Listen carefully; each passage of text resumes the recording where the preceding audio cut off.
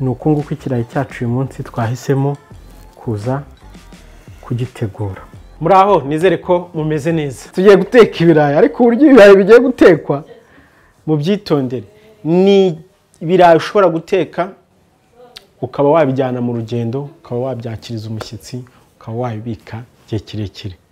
Turakoreshamo utuntu twinshi. Cya mbere ni ibirayi byo turabifite, twabihase guhata ibirayi ngira ngo mwese murabizi. Turaza gukoresha foromaje, nayo murayibona. Dufite poiro ngizi murazibona. Tukagira igitunguru cy'umutuku, tukagira poivro, ni byinshi cyane. Dufite ifarini turaza kuyikoresha, tukagira chaperire. Mwibuke negeze kubabwira ko hatagira umuntu uzavunwa nuko wenda atabonye chaperire. Hari uburyo ushobora kuzikorera mu gihe uguze umugati, cyangwa ngo no kugenda ukagura umugati, ukaka umugati washiriri. Ibyo twegeze kubivugaho. Dufite breba cyangwa se blue band cyangwa se margarine. Dufite n'amavuta. Ibyo byose nabyo biraza gukoreshwa. Tukagira umunyu, tukagira amazi, ariko turaza no gukenera amagi, nayo turaza kuyakoresha. Ibyo bintu nizere ko mwabiborotse kugira ngo ibirayi byacu bize kugenda neza. Iyi koka yo ntabwo iri muri ibi ngibi, ahubwo iyi koka nuko yakwiye ibintu bitera icyaka. Bisaba kugira ngo ugende ukanywaho. Harabanza iki rero mbere na mbere? Ikintu cya mbere kibanza, turabanza dutogose ibirayi byacu. Kugira ngo tubitogose turabikata. No gukatamo dutoya. Ibirayi twarangije kubikata, nta kindi turabisubiza mu isafuriya, dushyiremo umunyu, tubitereke ku ziko bishye bitogote bihwane, kuko turaza gukenera kuza kubicucuma. Dushyiremo umunyu. Ahangaha ingano y'umunyu sinakubwira ngo ingana gutya, byaterwa n'ibirayi watetse. Ushobora kuba watetse toni, ushobora kuba watetse ikiro kimwe. Gusa nk'uko nababwiye ko hano turaza gukoresha ibintu byinshi bifite umunyu. Ari foromaje rero bifite umunyu, ari brebe bifitemo umunyu. Ntabwo ari byiza gushyiramo umunyu mwinshi. Akayiko kamwe kaba gahagije gatoya. Hanyuma ugashyiramo ya mazi, ushyiramo amazi abirengeye,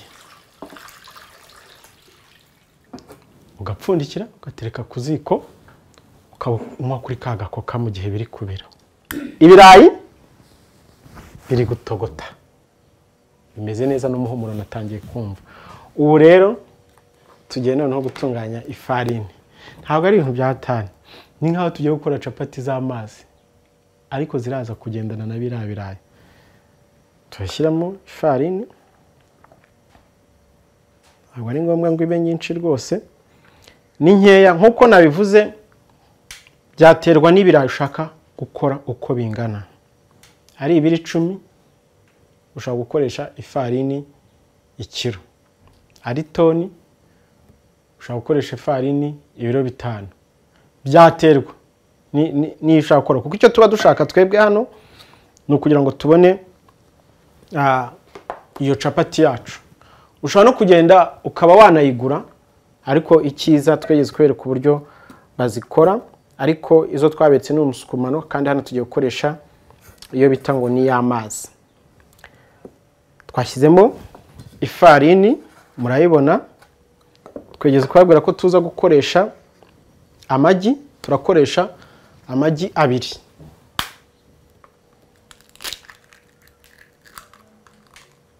Twamaze gushyiramo ya magi,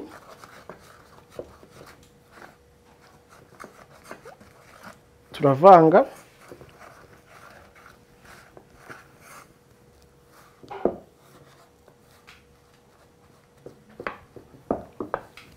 Dushyiremo utuvuta dukeya,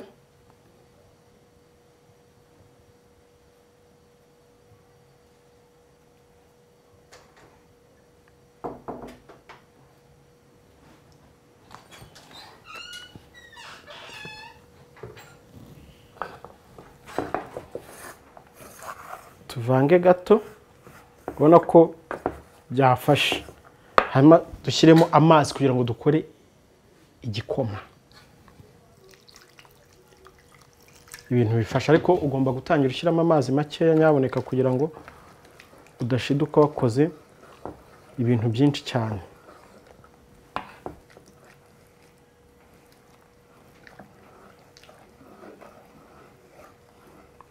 Aha, iyo ugeze hano rero reba ko intoki zawe zisa neza, ko mba nazoze mbere yuko ntegura ibi ngibi.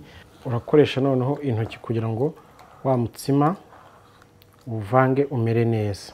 Urawuvanga ku buryo ibiturugunyu cyangwa se utuntu tutubiye tugiye turimo twose dushiramo. Hano murabona ko utubure twamaze gushiramo. Tugiye gushyiramo noneho umunyu. Ntabwo ushyiramo mwinshi, ushyiramo akunyu gakeya, naho ukavanga. Byarangiye rero, igisigaye ni iki? Ni ukujya gutegura ipanu kugira ngo ubone uyu mutsima wawe. Cyane ipanu yumuke, hanyuma ugashyiraho amavuta. Ubanza gukwiza amavuta hose kugira ngo use nk'uyacamutse. Ya mavuta yacu yamaze gucamuka, ushaka akantu niyo yaba agasafuriya ukagabanyirizaho, ugasigaho utuvuta dukeya gusa. Nutwo kugira ngo capati itaza gufata munsi. Hasigaye nta kindi ukora, wakoresha rushe cyangwa se wakoresheje akantu gatoya ukamenaho. Icyo ukora ni ukuzengurutsa ku buryo hano hagati hose umutsima uhagera. Ukirinda kuza gukora igitsima kinini cyane, kuko iyo ukoze kinini cyane ntabwo giza gushya neza mu birayi. Hasigaye ukakareka kakumuka, kugira ngo twegeze kujya tubibereka ko ushaka kubikora mu rugo ufite se abashyitsi. Aba ari ibintu byoroheje. Guhindura rero hari uburyo bubiri. Hari uburyo ushaka guhindurisha intoki, hari uburyo ushaka guhindurisha ikindi kintu kitari intoki. Ko uburyo bwiza ni intoki, utarinze kujya kuzana isahani. Hanyuma ukarura ya capati kugira ngo uze nanone kuza gukora indi. Ukabanza ugashyiraho twa tuvuta kugira ngo twongere tuze gushyushya ipanu. Ukagabanya amavuta, ugarura ya panu, ukongera ugasukaho.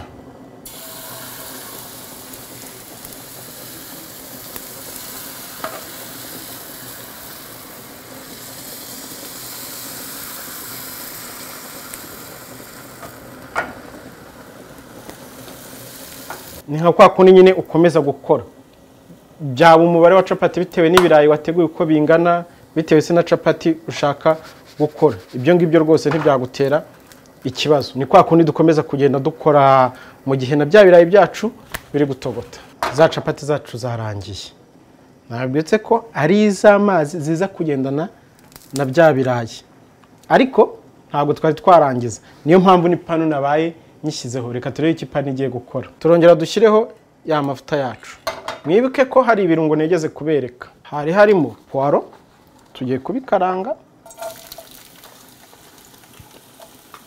Hari harimo poivro, hakabamo poiro, hakabamo igitunguru. Ufite twa karoti dukeya watunagamo. Nta kindi, si ngombwa ngo ibi ngibi uze kubikaranga bishye cyane. Ubwo ngubwo ureba na bya birayi byacu ko byamaze gushya, nabyo birabura iminota mikeya. Ntabwo ko atari ngombwa kugira ngo bishye cyane. Twamaze kubibona, nta kindi dukora, turabyarura nabyo tube tubikuyeho. Bya birayi byacu byamaze gushya. Noneho tugiye kubitunganya. Tugiye guhera kuki? Tugiye kurapa ya fromage kugira ngo tuyishyiremo. Ntabwo murabona, ntabwo twashyizemo nyinshi. Muribuka ko twakaranze ibitunguru, poiro na poivro. Nabyo tugiye kubishyiramo. Noneho dufate ka kamamiyo kacu tugiye kubivanga cyangwa se kubinomba. Harimo abahitamo gukoresha icupa kuko naryo rinomba neza.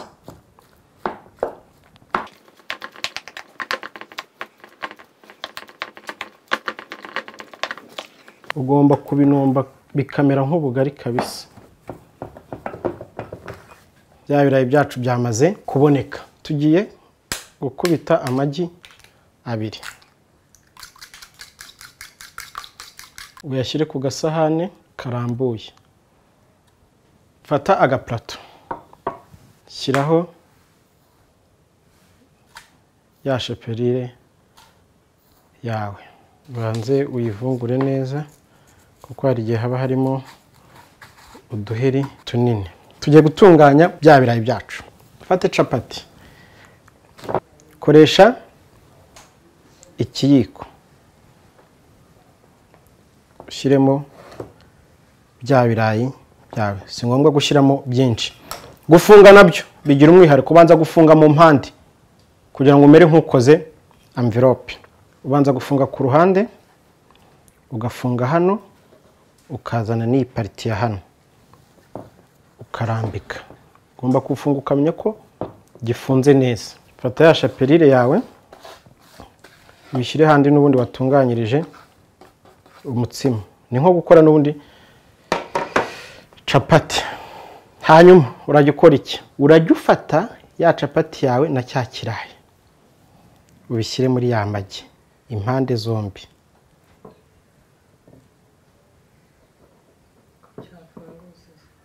Bidatinzemo uhita ushyira muri ya shapelire yawe.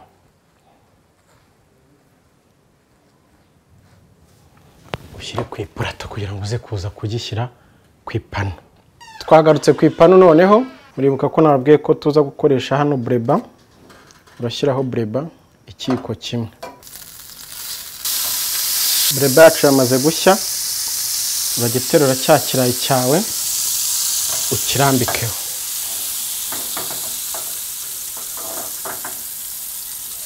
Hanyuma ugenda ucunga ko bureba hose igenda igeraho.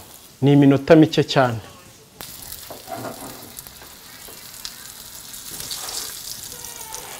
Uhindure. Ikirayi cyacu kiba cyarangije kuboneka. Igisigaye no kumenya uburyo tuza kugitegura.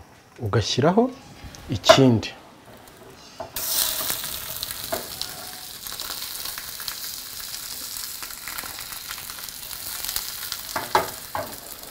Ubu buryo ku bantu bafite amafuru, ushobora kugishyira mu ifuru utiriwe ukoresha ubu buryo bwa bureba.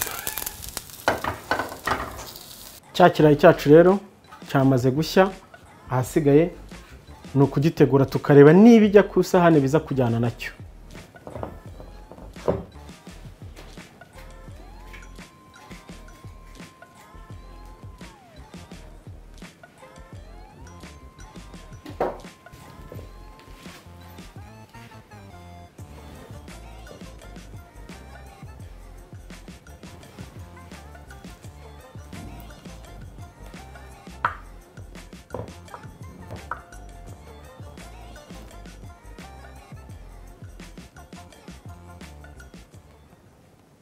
Iyi sahane yacu rero ukibuka ko ugomba kwiteguraho icyuma cyo kumeza cyangwa se kuto ndetse n'ikanya. Ni uku nguku ikirayi cyacu uyu munsi twahisemo kuza kugitegura. Bon appétit.